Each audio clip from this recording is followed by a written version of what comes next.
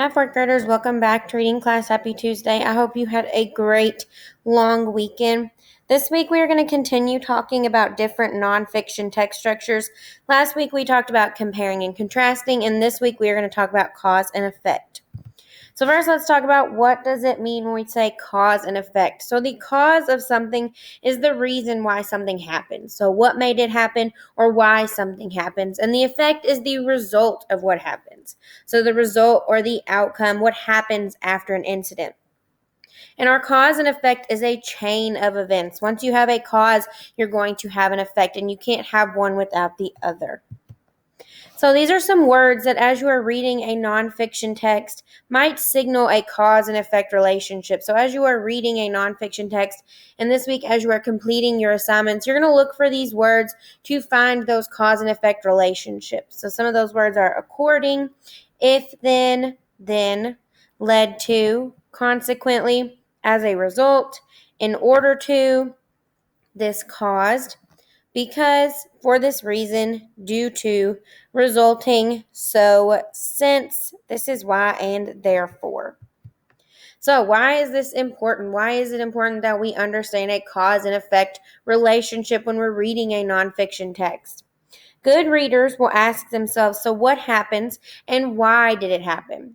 Words like because and so are going to help us figure out what happens, so what was the effect and why it happens, what was the cause. So here are some examples of some cause and effect relationships. These are just some simple sentences, but these are examples of a cause and effect. So I lost my keys, so I was late to work. And we know that so is a signal word for a cause and effect relationship. The boy hit the ball. As a result, the window broke. Again, this is a signal word for a cause and effect relationship. We know that the cause is the boy hitting the ball and the effect is the window breaking. If you do not do assignments, then you will not get good grades. So we know then is our signal word. We know that if you're not doing assignments, that's the cause, and not getting good grades would be the effect of not doing those assignments. So, while you are reading a nonfiction text, there are a few things to ask yourself when you are determining whether a text is a cause and effect text structure. So you're going to ask yourself what factors contributed to this. So what made the cause and effect relationship? What led to the cause? And what are the consequences or what are the effects that are going to come from the cause? So as you're reading, if you think that something that your author is telling you might be a cause of something, you want to think about what are the effects of that cause. And we're going to watch a quick video to review what we have talked about. Guys, today we will be talking about text structure, specifically cause and effect. Remember, structure is like building, how something is built. So text structure is how an author organizes their information and how they present it to the reader. That's you. So what is the purpose of using cause and effect as a text structure? Well, an author will use cause and effect when they need to share events that were the cause of something to happen. Their purpose is to show us why something now exists, to tell us the results of an action or actions. Cause and effect is used to show how one or more causes created one or more effects. Here are some examples of cause and effect.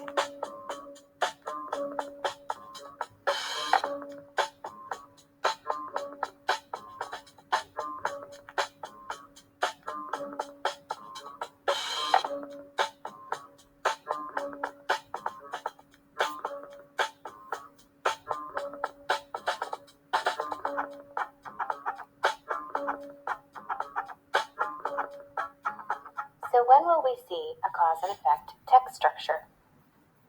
When an author organizes information to tell us what happens as a result of an action or actions. An author will use cause and effect as their text structure to show us why something now exists. Here are some questions to ask yourself to try and determine if the text structure is cause and effect. What is the cause? What are the effects? How did the cause lead into the effect? Is there more than one cause, more than one effect? How did people react? And finally, here are some keywords that will signal whatever you're reading is using a cause and effect text structure. So that, since, because of, cause and effect. Consequently, as a result, then, in order to. And remember, always look at the big picture whenever you're reading to determine the text structure of something.